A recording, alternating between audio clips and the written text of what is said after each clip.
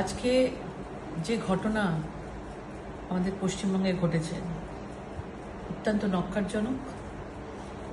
ভাষা আমাদের হারিয়ে গেছে।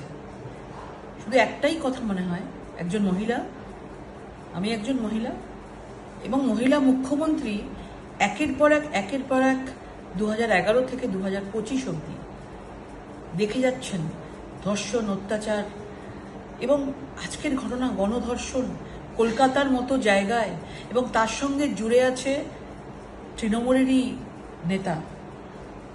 এরপরেও তারা, আমরা দেখব যে পুরো এভিডেন্সগুলোকে সরিয়ে দিচ্ছে, কোনো যেন এভিডেন্স না থাকে, বিভিন্নভাবে মুখ বন্ধ করার চেষ্টা করছে। এটা তো হয়েই আসছে।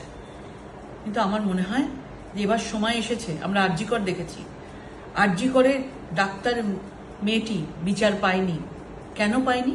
কারণ সেই সময় তার যে এভিডেন্সগুলো ছিল সেগুলোকে সরিয়ে ফেলা হয়েছিল।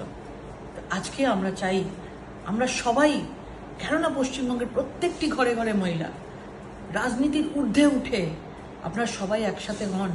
আজকে ওর সাথে হয়েছে, কালকে আপনার সাথে হতে পারে, আমার সাথে হতে পারে, আমাদের পরিবারের ভবিষ্যতের যারা নতুন নতুন ছোট ছোট বাচ্চারা আছে তাদের সাথে হতে পারে। এই জিনিসকে রাজনীতির জন্য আমরা চুপ করে থাকতে পারি না। সবাই একসঙ্গে আওয়াজ তুলুন এবং আমরা চাই এর কঠোর থেকে কঠোরতম শাস্তি হওয়া উচিত। যদি মমতা বন্দ্যোপাধ্যায় এর শাস্তি না দেয় তাহলে সবাই আমরা একসঙ্গে রাজনীতির ঊর্ধ্বে উঠে, ধর্মের ঊর্ধ্বে উঠে আমরা সবাই রাস্তায় নামবো, সবাই আওয়াজ তুলব। নমস্কার।